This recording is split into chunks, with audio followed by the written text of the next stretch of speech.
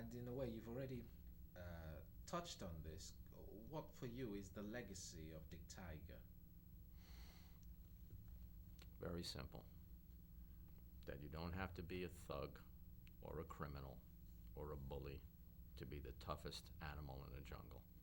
You can be a gentleman, kind to people, a family man, and be the baddest animal in the jungle. His focus, dedication to diet and training were of the highest caliber. And that no matter what shape you're in, you still have to have skill. And he had great skill. And he achieved that skill in places in England, fighting Terry Downs, fighting the fighters he did when he first started out in Nigeria, Superhuman Power and all those colorful names. And that he lost a fight or two in the beginning. And like Jersey Joe Walcott, who also lost, he persevered. And he had a goal, and he stuck to it. But he put himself into condition, such a condition, there was no intercellular fat on his body.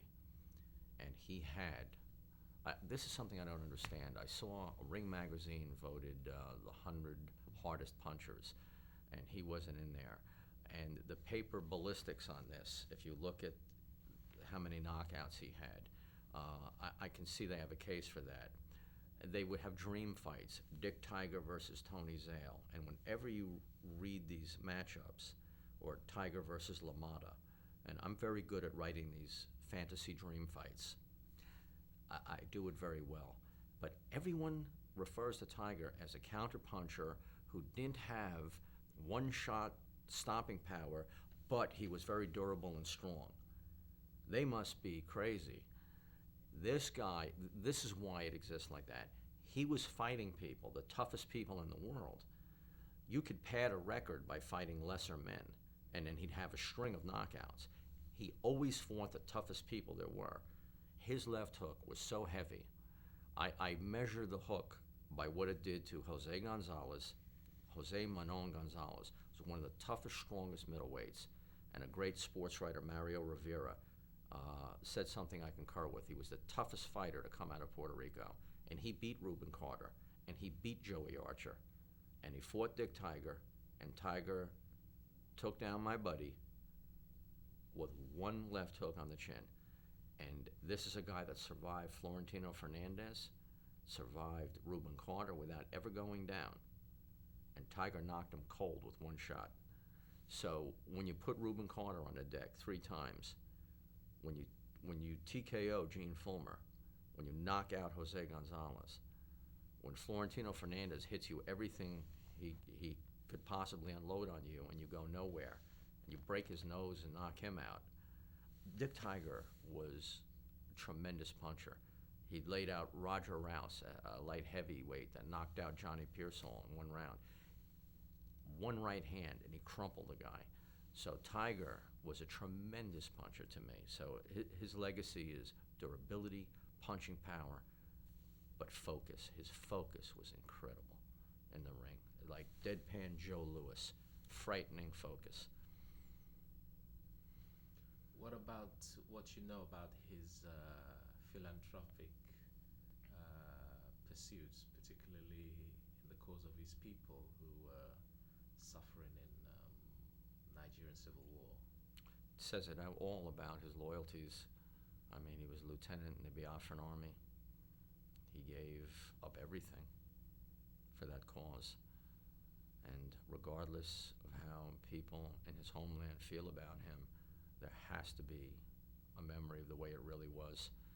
I mean, he sacrificed everything for what he believed in and cost him dearly, but it would be consistent with his champion spirit. Would you say that people like Dick Tiger, Muhammad Ali have influenced you in the way you've conducted your life? Very much so. Very much so. Tiger is a guy that he was an inspiration. Rubin Hurricane Carter was as far as physical fitness. Tiger was a different type of influence. I saw a lot of bad guys in boxing, tough guys. And after a while, I didn't really like to be around tough guys. I like to be around nice guys. And he helped me understand that you could have both. And as a young, foolish man, I think he was an excellent role model. He stood there and faced the fire in the ring and was a gentleman at all times. And then you have to stop and say, as a kid, wow, he is a pretty cool guy. And he's a winner and doesn't curse, doesn't mistreat people. He's polite to everybody, congratulates his opponent. But what I like the most is if you look at the films of his fight with Gene Fullmer. Right before the fight, he has a big smile for Gene Fullmer, shaking his hand, and he knew what he was going to do to him when they got in the ring.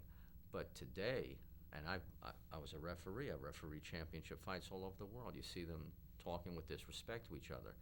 And the great fighters like Tony Zale, who I mentioned, Marcel Cerdan, Tiger, they're always shaking hands, and it's such a great role model. So I like that. I like a gentleman very much. Well, on that note, Mr. Ron Lipton, I'd like to thank you very much for sitting here with me. My pleasure, Addy. My pleasure.